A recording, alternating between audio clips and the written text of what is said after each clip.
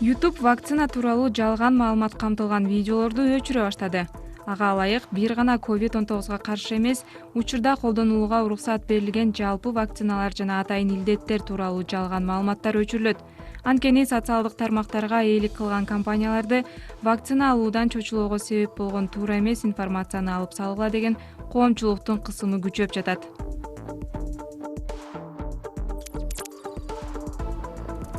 Сан-Францискодагы бир компания учкучсуз учак чыгарды.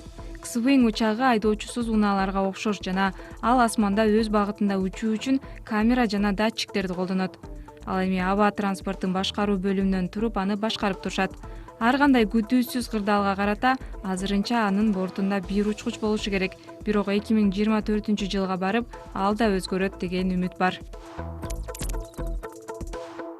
Исландияда арпа өстүрүп, андан лабораторияда жасалма эт өндүрүүнү көздөп жатышат.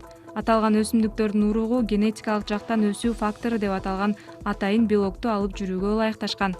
Лабораторияда жасалган эт чыныгы этке караганда айлана чөйрөгө азыраак зыян тийгизет. Анткени ал үчүн жер, энергия азыраак колдонулуп, зыяндуу чыгындылар азыраак болот. Бул хамяк өз уясында жатып, криптовалюта менен соода кылып, пайда көрүп жатат. Германияда бул келемиш кайсы криптовалюта менен соода кылуу керектигин тандоо үчүн атайын дөңгөлөктө чуркайт. Андан кийин сатып алуу же сатуу үчүн эки чечим чыгаруу тоннелин колдонот.